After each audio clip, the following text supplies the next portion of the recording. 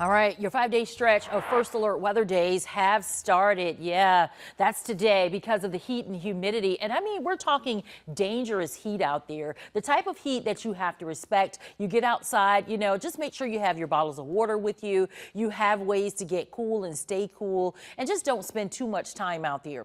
Temperatures will be either side of the 100-degree mark for the next several days, and the heat index values will be anywhere from 101 to as high as maybe about 108 to 109.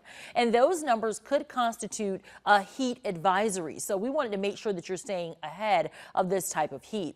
So again, nearing the 100-degree mark, continuing for you Monday, Tuesday, Wednesday, and into your Thursday. Now we kind of take the edge off a little bit, and some of this is because of the humidity, and that's when we drop our daytime highs into the upper 90s. So still staying hot, right around about 97 or so for your Friday, Saturday, Sunday, and into your Monday. So very, very hot for you there. And with that heat index forecast, now I want you to remember, this is an apparent temperature. These are not solid spot-on temperatures like your air temperatures, which are measured by the thermometer. These are basically taking two different temperatures. We put them together and we give you an estimate of how high the heat index value will be or how hot it will feel outside.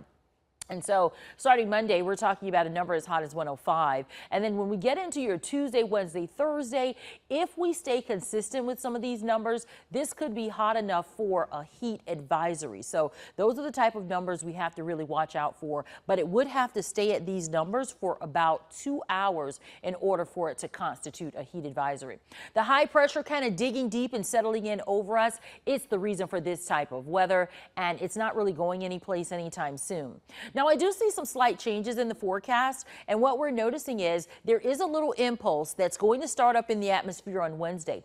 That could bring us a couple of showers out here.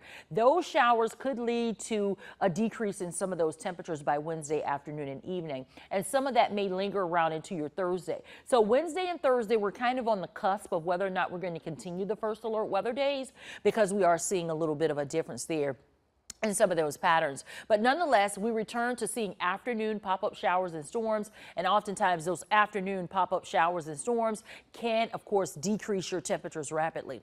All right, hey, there's something brewing in the tropics. Here we go, looking at an area of low pressure. Now, this is actually well beyond Bermuda, and it's moving away from us here in the U.S., but it does have a 20% chance of additional development.